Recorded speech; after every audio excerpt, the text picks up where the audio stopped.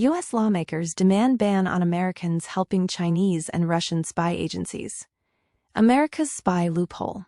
A bipartisan group of U.S. lawmakers is demanding that the Trump administration close a loophole they say could allow American citizens and companies to provide expertise and technology to foreign intelligence and security agencies, including those belonging to China and Russia.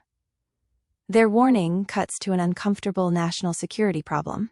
Washington has spent years restricting what its strategic rivals can buy from America, while potentially leaving room for American expertise itself to reach organizations conducting intelligence operations against U.S. interests.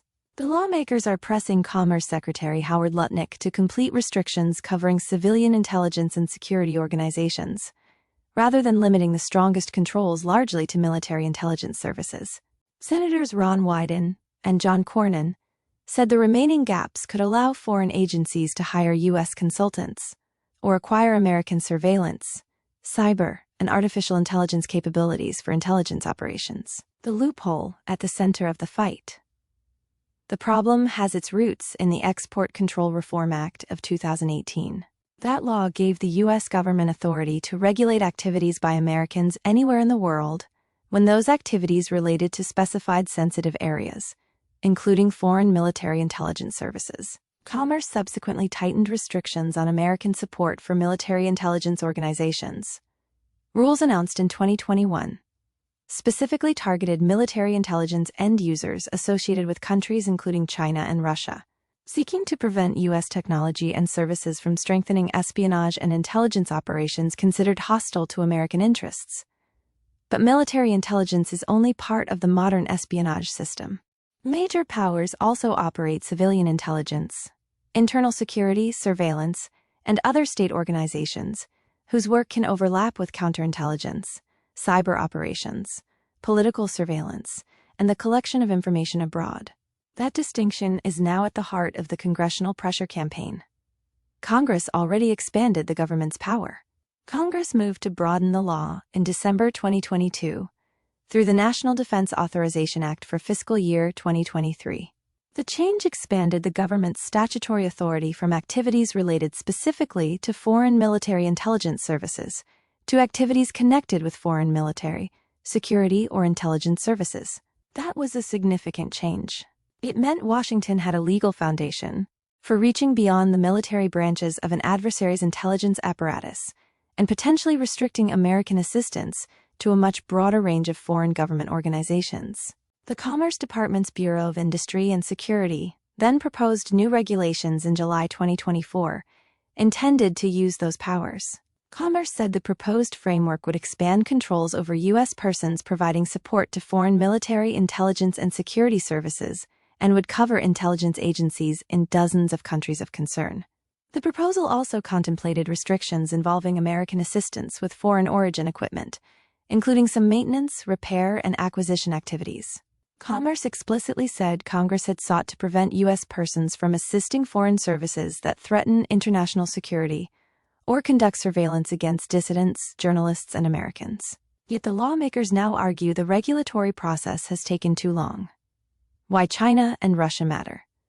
The dispute would be significant even if it involved obscure foreign agencies.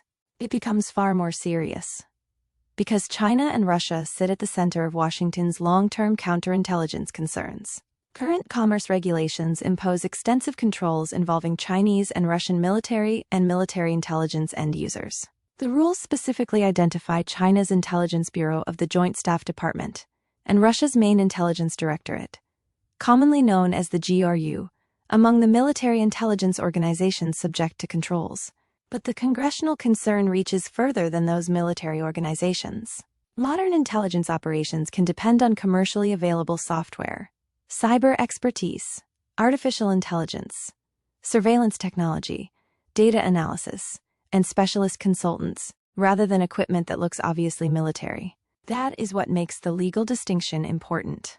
A programmer, cybersecurity expert, surveillance specialist, or technology company can potentially provide capabilities with enormous intelligence value without supplying a missile, aircraft, or traditional weapon. The most troubling part: American expertise. Technology export controls usually conjure images of semiconductor shipments, military components, or restricted machinery crossing borders. The deeper concern in this case is knowledge. An experienced American cybersecurity specialist could possess expertise developed through years of work inside the world's most advanced technology ecosystem. A surveillance company could offer software capable of analyzing enormous quantities of data. Artificial intelligence specialists could help automate identification, targeting, or information processing systems. Those capabilities can potentially be as strategically valuable as physical hardware. Wyden and Cornyn warned that foreign intelligence organizations can still hire consultants in the United States and obtain advanced American surveillance, cyber, and AI capabilities for intelligence operations. Their argument is effectively that export controls become much less meaningful if the technology itself is restricted, while the expertise needed to exploit similar capabilities remains accessible. Washington has seen this problem before. The danger of former intelligence specialists selling their skills abroad is not theoretical. Concerns over so-called hack-for-hire operations have previously pushed Washington to examine what happens when people trained inside Western intelligence and cybersecurity institutions take highly specialized capabilities into private employment overseas. Commerce itself highlighted that danger when proposing its expanded rules in 2024. The department specifically said the restrictions were designed in part to prevent hack-for-hire business models from circumventing American controls on cyber intrusion technologies. That distinction matters because intelligence capability is increasingly portable. The most valuable export may not be a physical product packed into a shipping container. It may be technical knowledge carried by one engineer, contractor, or former intelligence professional. AI raises the stakes. Artificial intelligence makes the issue more urgent. Intelligence agencies once required huge teams to process intercepted communications, surveillance imagery, databases, and individual targets. Modern AI systems can accelerate classification, translation, facial comparison, pattern detection, cyber operations, and the interrogation of massive datasets. The political question, therefore, extends beyond whether America should export a particular chip. It is also whether American citizens and businesses should be allowed to help a foreign intelligence organization build the systems that make advanced hardware useful. That concern lands in the middle of a much wider argument inside Washington over technology transfers to China. Congressional scrutiny of advanced semiconductor exports has intensified. While lawmakers from both parties have questioned whether U.S. technology restrictions are sufficiently strong to prevent Chinese organizations from gaining capabilities with military or intelligence applications, the spy agency dispute widens that argument from hardware to human expertise. An unusually bipartisan warning. The coalition behind the demand is politically significant. The letter was led by Democratic Senator Ron Wyden and Republican Senator John Cornyn, and was also signed by Democratic Senator Peter Welch, Republican Representatives Michael McCall and Pat Harrigan, and Democratic Representative Sarah Jacobs. That combination matters in a deeply polarized Congress. National security policy toward China in particular has become one of the areas where Democrats and Republicans frequently overlap, even when they disagree sharply on how individual restrictions should work. The central argument here is difficult to dismiss along conventional party lines. If the United States regards a foreign intelligence organization as a national security threat, lawmakers want to know why American expertise should remain available to support it. This is not a ban on every foreign consultancy job. The proposed direction should not be confused with a blanket prohibition on Americans working for foreign companies or governments. Export control regulations contain detailed definitions, licensing requirements, and jurisdictional boundaries. Commerce's existing rules also interact with restrictions administered by other agencies, including the State Department and Treasury Department. The important question will therefore be how any final restrictions define prohibited, support, which organizations qualify as intelligence or security end users, what technologies and activities require licenses, and which legitimate activities receive exemptions. Poorly designed rules could capture ordinary commercial work that poses little national security danger. Rules drawn too narrowly could preserve exactly the loopholes Congress wants eliminated. The bigger U.S.-China technology battle. The timing adds another layer.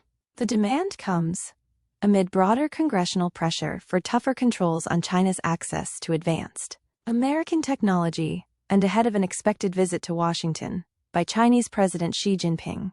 That means the argument is unlikely to remain confined to an obscure section of export control law. Washington increasingly sees technology policy, national security policy, and China policy as parts of the same struggle. Semiconductors matter because they power advanced computing. AI matters because it can transform intelligence and military capabilities.